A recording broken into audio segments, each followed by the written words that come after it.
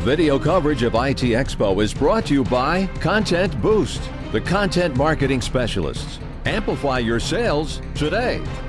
Hi, Eric Linask here at IT Expo in Miami. On our program today from Carlson Wireless are Jim Carlson and Hiroshi Harada. Gentlemen, thank you for joining me. Right, thank you. Thank you. So you guys are here for the Super Wi-Fi element of our IT Expo show. There's an awful lot that I'm hearing around Super Wi-Fi. Why is it becoming interesting? It's now in its third year of maturity, I guess you could say, and it's gone from just proof of concept and prototypes to actual deployments with some human interest stories. And so we're starting to get some traction into the industry for what the original vision was. For us, we have currently developing the next generation Wi-Fi. So we are currently thinking to look for some of the partners, so who has different topics, and try to get more collaboration with other vendors and so on. So he mentioned the next generation Wi-Fi. Explain that to me a little bit. Well, from our standpoint, we've taken what originally was a Wi-Fi connection that would go 300 to 500 feet, and we're making it go 3 to 5 miles, for instance. And so we're able to backhaul, your typical Wi-Fi connection by using the UHF television frequencies that are vacant, in rural areas, and basically backhaul that from a village, that maybe has a 20,000 population to a village that has a 5,000 people population, and light that up with some hotspots for the lowest potential cost that we could come up with. So really the benefit is obviously increased access to rural areas and other underserved places, so you don't have to necessarily run as much fiber or run any fiber. Right, these are areas where it just wouldn't be today economical to put the fiber in.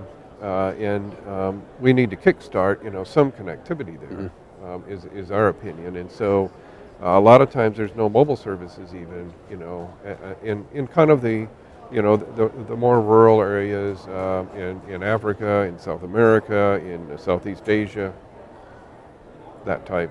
Yes. Are there particular regions in the world outside of North America where this is going to have particularly important applications?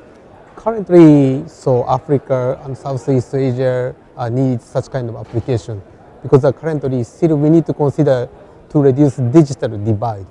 So to reduce such kind of digital divide, we need to provide wireless connection, internet connection to the rural areas. So Super Wi-Fi will resolve such kind of problem, and that is, I think, very important applications.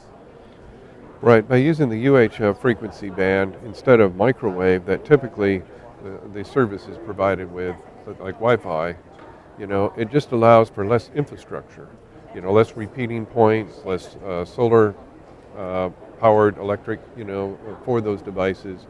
And for the first developments in those areas, it makes a more affordable, more maintainable solution. So you actually got sort of touched on my next question about affordability. Obviously, there's some, at least in served areas, there's some standards that have been set regarding pricing and availability and what you get for a certain cost. How is a service like what you're proposing going to compare cost-wise in terms of what providers are able to sell for? Well, because we're really on the edge of the network, and there isn't a cost justification here yet. It's more about the first position, the first hotspot to an area, and it basically, the capital cost needs to be kind of typically funded in some sort of a grant on a nationwide basis. Sometimes NGOs are doing these things, and sometimes they're done by the heads of state. In Africa, for instance, we're just seeing funding from even missionary organizations to bring schools an internet connectivity point. And so,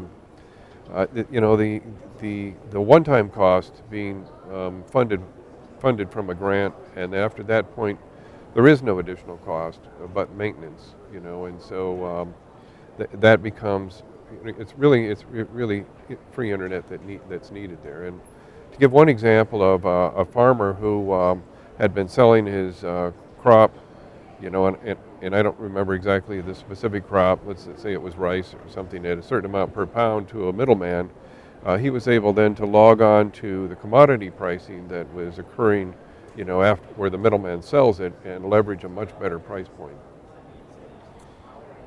What kind of regulatory issues are in play? So regulatory issues. So the problem is how to coexist with current licensed spectrum, because white space communication is unlicensed, license exempt communications. So that's why how to keep coexistence with licensed users. Also, we need to consider the spectrum mask.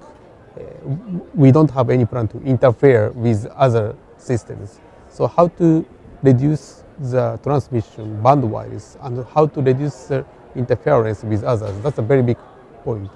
That's why we are thinking to have a spectrum database to manage all of the primary licensed users spectrum and unlicensed user spectrum and try to calculate such kind of interference. Then all of the database will provide the new users adequate frequency band and so on. Will these spectrum-related issues be resolved in the same manner in different countries? I think currently we are looking for the unified and common manner. That's why we are currently coming here to do a kind of keep consistency with all over the world. And what we've seen in Africa, for instance, is that some of the countries there is a very low demand on the television channels that are out there. For instance, a few of them maybe have 4 channels, yet there's 50 available.